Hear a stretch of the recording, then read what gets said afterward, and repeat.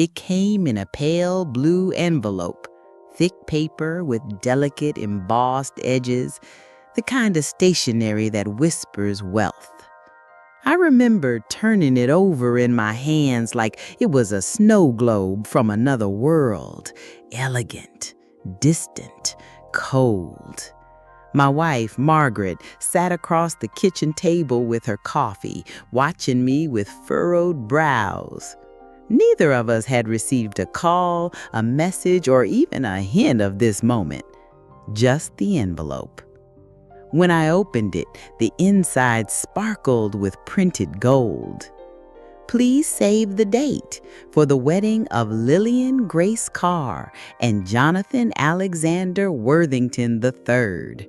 Italy, Lake Como, June 18. No RSVP link. No hotel suggestions, no dress code, no indication of where or if we were supposed to be. Just a date, 2 names, and the kind of geography that cost more than my entire retirement fund. I stared at it for a long time. Not angry, not yet, just confused. Is it a mistake? Margaret asked gently.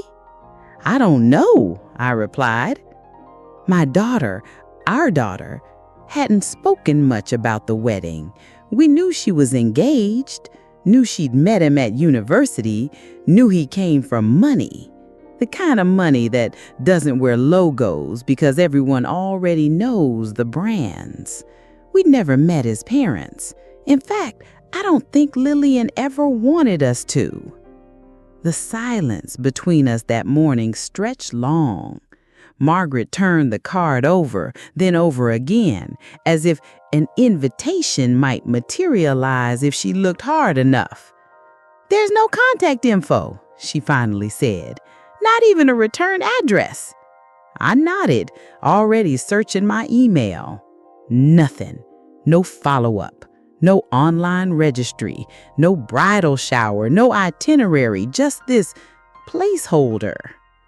At first, I convinced myself it was an oversight, a busy bride, a wedding planner's error, that she'd call. She always did, eventually.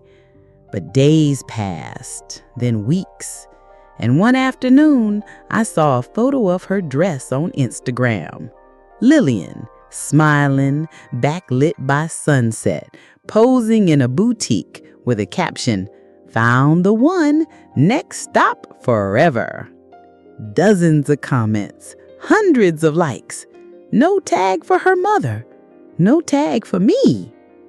That night, Margaret sat in the dark living room, staring at the untouched invitation card on the coffee table. The lamplight flickered across the gold lettering. "She's embarrassed by us," she said softly. I didn't answer. I didn't have to. Because deep down, I already knew she wasn't gonna call. Not this time. Not for this. We'd been erased. Not with malice, but with silence, which somehow hurt more. Still, I didn't want to believe it yet, not completely. I held on to the hope that maybe, just maybe, our names were on a different list, one that hadn't been mailed, one she was keeping close, one she'd remember before it was too late. I didn't know it then, but I was already grieving. And she wasn't even married yet. It came through a mistake, a single forwarded email. I wasn't snooping. I wasn't desperate. I was just trying to find a way in, to make sense of the silence. I had emailed the venue in Lake Como, a polite inquiry. "Hello, we received a save the date, but no RSVP details. Could you confirm whether the formal invitations have been sent?" A few days later, an assistant from the venue replied. Attached was a spreadsheet of guests, sorted by table with color-coded notes. It was a planning document, Not meant for us, but there it was, all 98 names. Jonathan's family took up most of the list. Worthingtons, Delaney's, a smattering of CEOs and European surnames I couldn't even pronounce. My eyes scanned it, line by line, throat tightening with each name I didn't recognize. No Mr. and Mrs. William Carr, not even Mom or Dad. I searched again. Nothing. But what stunned me most wasn't our absence. It was a section at the bottom. In loving memory, parents of the bride, deceased. Deceased. I blinked at the word like it might vanish if I stared hard enough. I read it again. Deceased. It wasn't a typo. Someone had to write that. Someone had to make that decision. I sat in my office chair, unable to breathe. Not angry, just cold, just still. Lillian told them we were dead. She didn't say estranged. She didn't say we couldn't attend. She wrote us out of her life with a word reserved for gravestones and funeral announcements. Margaret found me like that, sitting in silence, the laptop glowing in the dark. I showed her the document. She didn't speak at first. Her eyes moved across the page until she found the word. She covered her mouth. "Oh my God," she whispered. Neither one of us cried. Not yet. Grief needs a moment to settle into the bones. "She told them we're dead," I said flatly. "But why?" Margaret's voice cracked. "Why lie like that?" And then it clicked. Because dead parents don't show up in old cars. Dead parents don't embarrass you with questions about hors d'oeuvres. Dead parents don't have mortgages or Midwestern accents or wear clothes from last season. We weren't glamorous. We weren't rich. We were the beginning of her story, the pages she was now tearing out. I clicked to close the email. I didn't want to see our erasure anymore, but the silence that followed felt worse. "She doesn't want us there," I said, more to myself than to Margaret. "No," she whispered, tears finally falling. "She wants us gone." And maybe she'd succeeded. Not legally, not literally, but in the version of her life that mattered most now, the one she was curating for the world, we had already been buried. I found myself standing in front of the bathroom mirror the next morning, toothbrush in hand, staring at my own face like it belonged to someone else. Deceased. The word echoed again. I wasn't dead. My knees cracked when I stood. My lower back ached every time I bent too long in the garden. I was very much alive, painfully so. But somehow, in my daughter's world, I didn't exist. Not just erased, replaced. At breakfast, Margaret set 2 mugs on the table like always. The routine grounded us, but something was different now. She didn't say much. She didn't have to. Her eyes were puffy, rimmed in red, and I knew she hadn't slept either. I tried to joke. "Guess I don't need to worry about health insurance if I'm dead." She didn't even smile. That's when it started. The flickers, little flashes of memory that hit harder now, like lightning across a stormy sky. Lillian's 5th birthday, the strawberry cake I tried to bake myself, the school play where she was a tree and I cheered like she won an Oscar. The summer we drove cross-country in a van with no air conditioning just to show her the Grand Canyon. All those moments, our moments, gone. I thought about the call I didn't get when she picked the venue, the dress fittings we weren't part of, the family dinner she must have had with them, the Worthingtons, sipping wine, laughing, fabricating a new past where we didn't exist. How do you mourn someone who's still alive? I went up to the attic and pulled out the old photo albums. I don't know what I was looking for. Proof, maybe, that we had been real, that I hadn't made it all up in my head. Page after page, there she was, gap-toothed and glowing, in overalls and princess costumes, birthday hats and snow boots. She used to call me Pops. She used to kiss my cheek and whisper, "Thank you," after every recital. She used to love us. I found a letter she wrote in 3rd grade, "To the best dad in the universe." I sat on the attic floor and read it 3 times. The girl who wrote that letter, she was gone. And maybe I was too. Not in body, but in the version of her life she'd chosen to present. She hadn't just killed us in a planning document. She'd rewritten her story. And we were now just a footnote she hoped no one would find. I looked down at the letter one last time before slipping it back into the box. She called me Pops then. Now she calls me nothing at all. It was Margaret who found it, a video. She said it came from one of the groom's cousins, someone she'd followed on Instagram after Lillian got engaged. Just idle curiosity back when we still believed we'd be part of it. The cousin hadn't made her account private, and one of her stories had been saved as a highlight. Rehearsal dinner, Lake Como.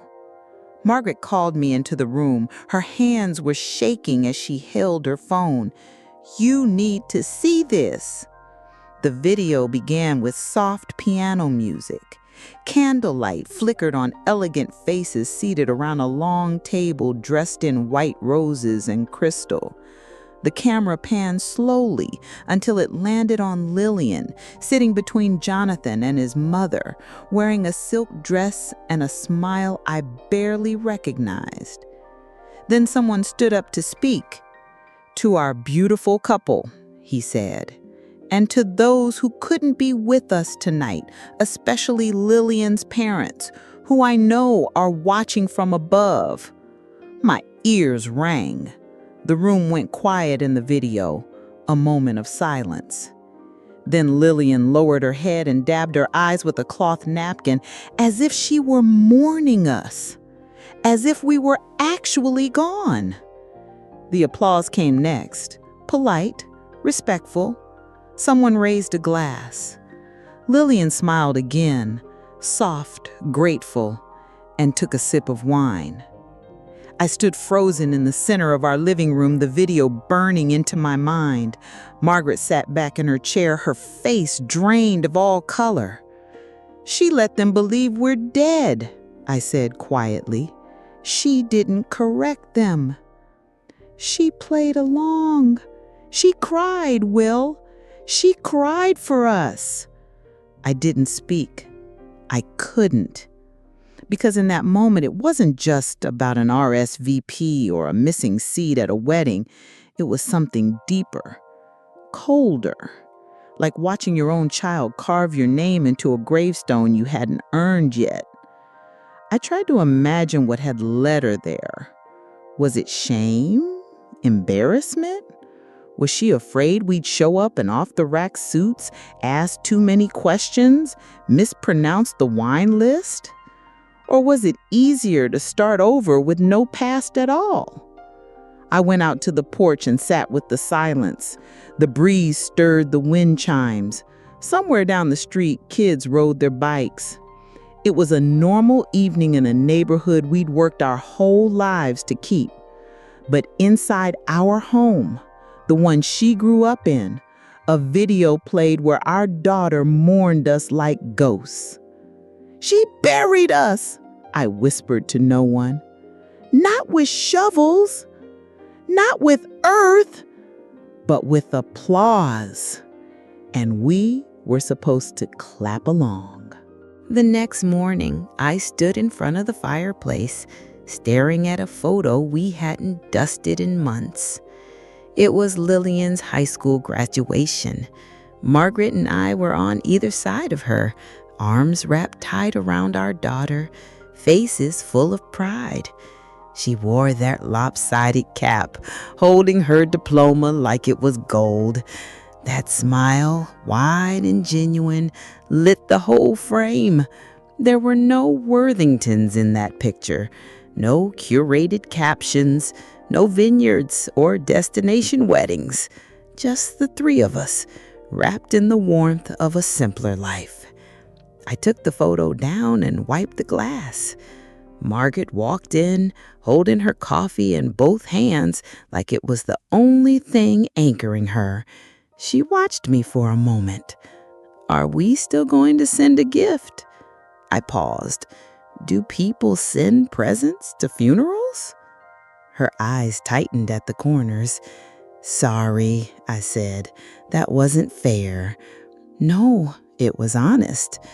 We stood in silence, the picture between us like a relic, not of joy, not anymore, but of something extinct, something that once existed in abundance and now had no place in her new world. I set the photo down and wiped the glass. Margaret walked in, holding her coffee in both hands like it was the only thing anchoring her. She watched me for a moment. "Are we still going to send a gift?" I paused. "Do people send presents to funerals?" Her eyes tightened at the corners. "Sorry," I said. "That wasn't fair." No, it was honest.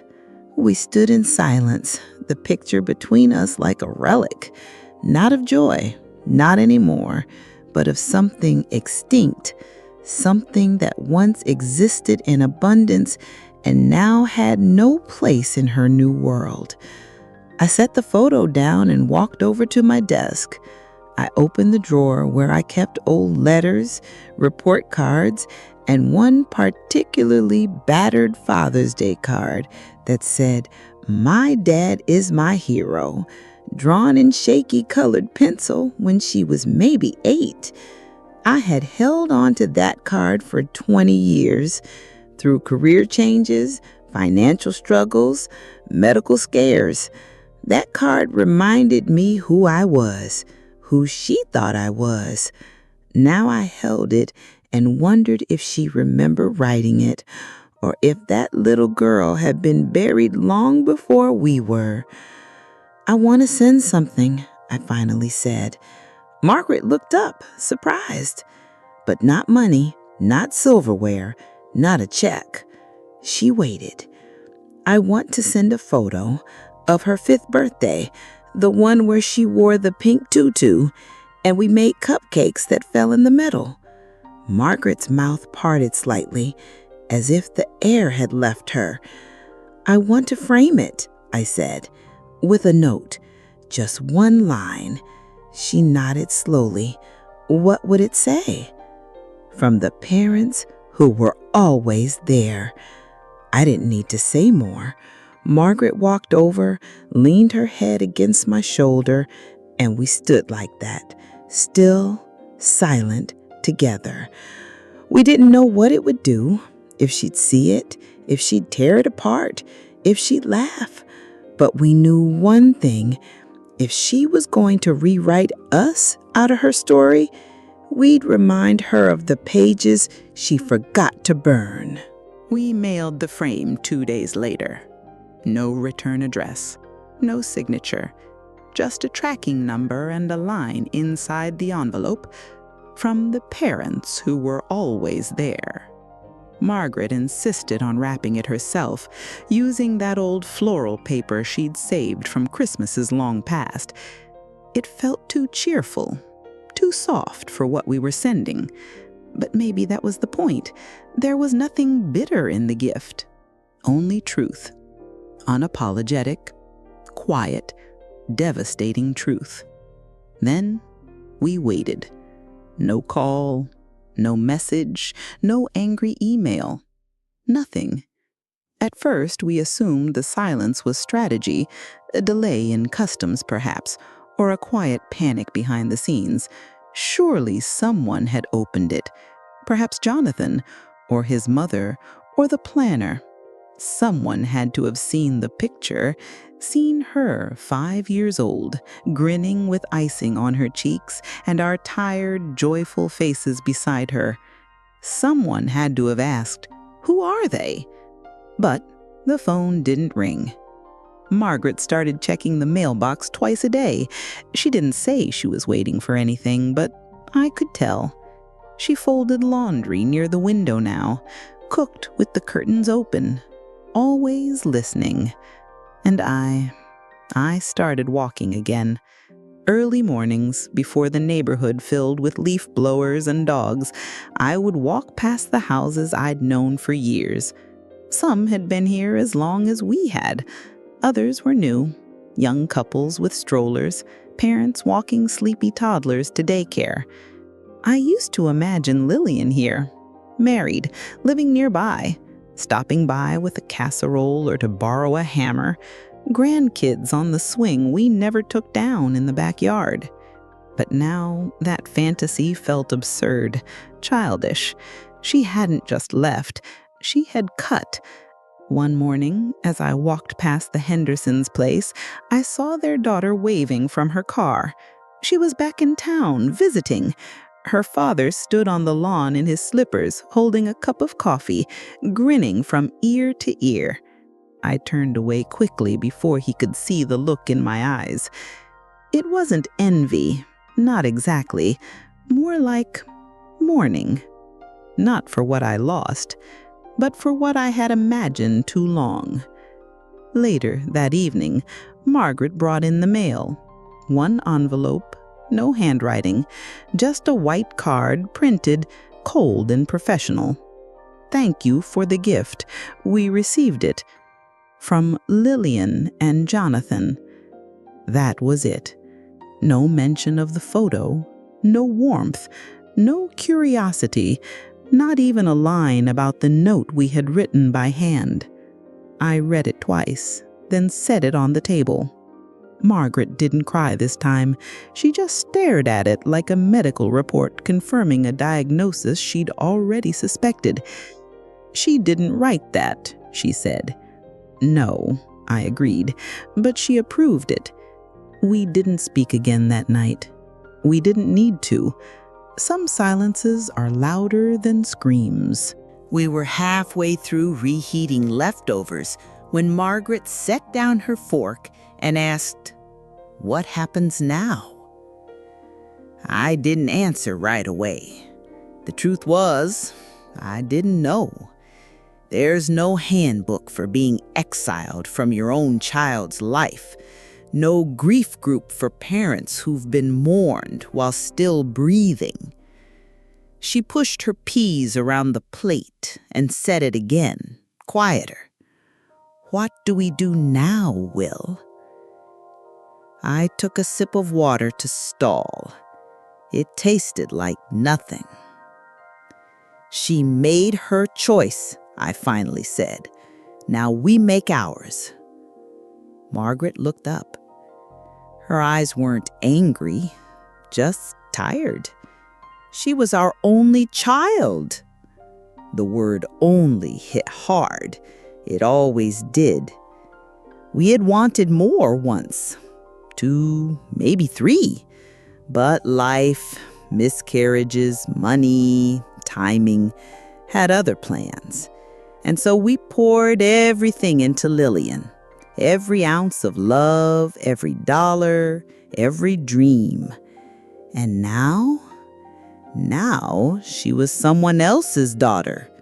a curated daughter, a luxury brand in heels, someone who could cry on cue for parents she claimed were dead, while the real one sat in a kitchen table stained with 30 years of dinners and memories. Margaret stood and began clearing plates, one hand pressed to her lower back, the way she did when the pain flared. I watched her rinse the dishes with movements that had become muscle memory. Everything about our life was muscle memory. The routines of people who stayed, who endured, who showed up. "She thinks she's protecting her image," I said, "as if we're some kind of stain."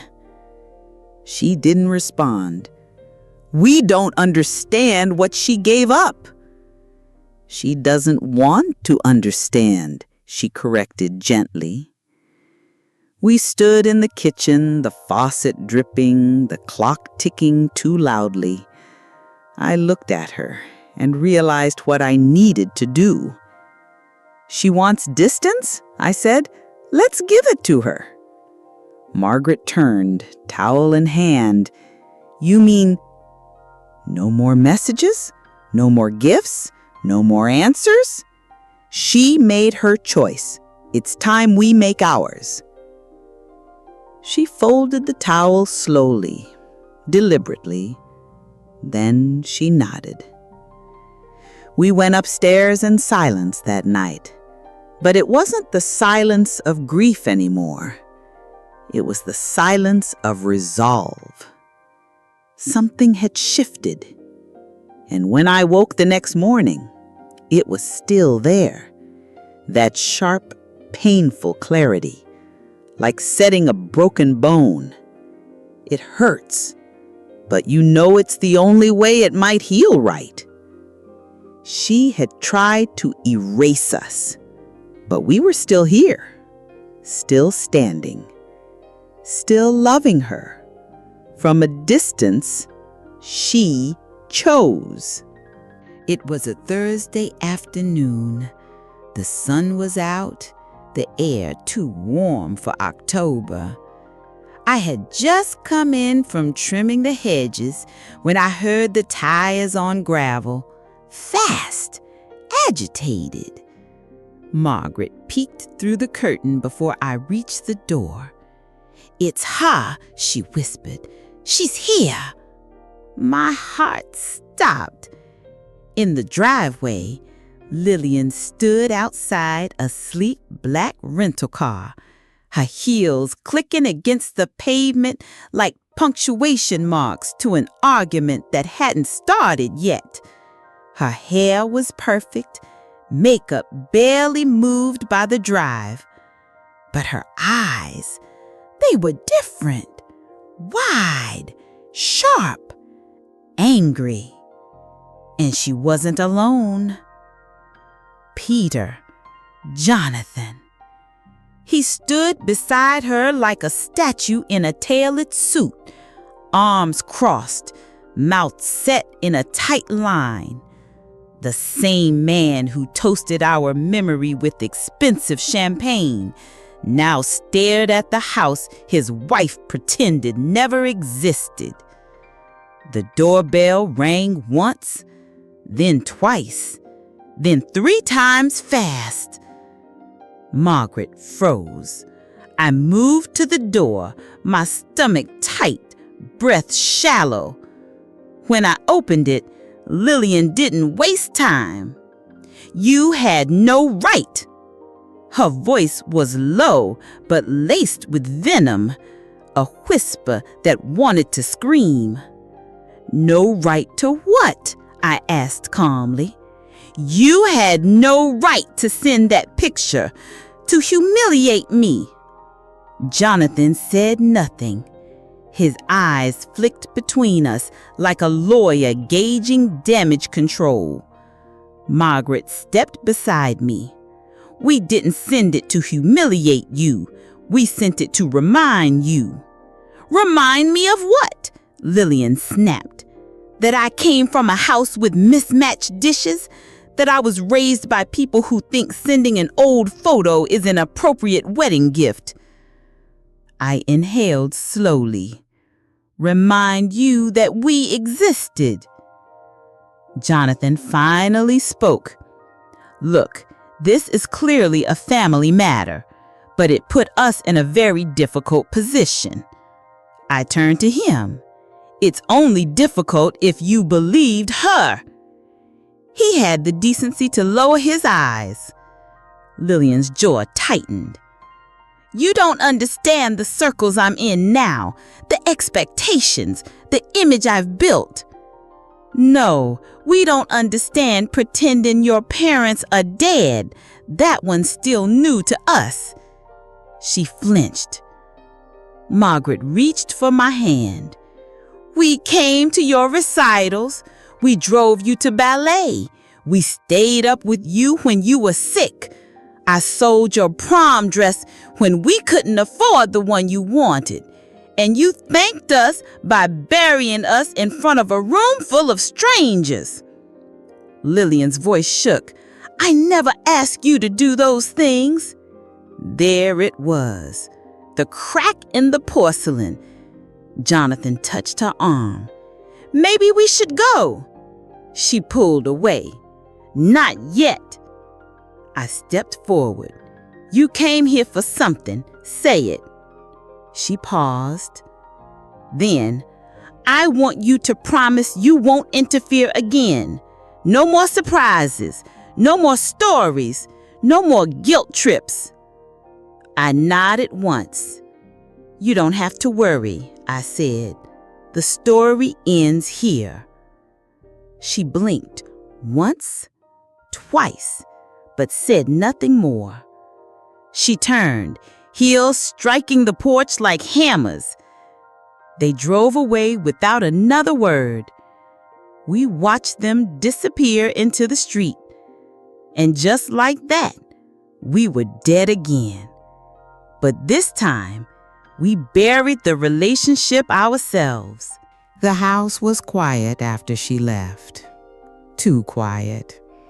No angry voices, no tears, no sounds of retreating footsteps. Just the slow hum of the refrigerator and the ticking of the hallway clock. The kind of silence that feels like the end of something you don't want to name. Margaret sat by the window for a long time that evening, her fingers moving slowly through a stack of old family photos. She wasn't crying. She was sorting, choosing, letting go. I made tea. We didn't speak until she finally said, "We need to change the will." I looked up from my cup. I already called Margaret Summers this morning. Her eyes widened. You knew she was coming? No, but I knew what had to be done, regardless of whether she did or not. The next morning, we sat in our lawyer's office. Mahogany furniture, legal pads, the faint smell of lemon polish. Margaret Summers had been with us through every life stage. The closing on this house, our joint accounts, even the paperwork after Margaret's mother passed. She raised an eyebrow as she reviewed our old will. Lillian is the sole beneficiary, she said. I nodded. We want to change that. To whom? To Emma and Jack, I said, but not through her. We wanted to go into an educational trust. Margaret leaned forward. That can be arranged. And no contact, no control, no access, just a separate trustee to oversee everything. She'll contest it, Margaret Summers warned. Let her, my wife said. It'll be the first thing she's fought for that didn't involve herself. The paperwork took 2 hours. Every signature felt like sealing a chapter shut. a slow, careful undoing of decades of blind faith. I didn't feel anger anymore, only clarity. We left the office with a thick folder of documents and the weight of a decision that couldn't be undone. At home, I took down the graduation photo from the mantel. In its place, I hung a framed quote Lillian gave us years ago, before the rift, before the Worthingtons, before the silence. Family means no one gets left behind. It was ironic now, but I left it there anyway, because we hadn't left her behind. She left us, and all we did was stop following. That night, Margaret and I sat on the porch with 2 glasses of wine. The sky above us was clear, the kind of deep blue that settles into stillness. I keep thinking about that day she asked me for help with college, how scared she was. I wrote her a letter, not to send, not to confront, just to write, to exhale everything that had been sitting on my chest like an anchor tied to silence. I sat at my desk, pen in hand, the same way I used to write her notes for her lunchbox back in elementary school.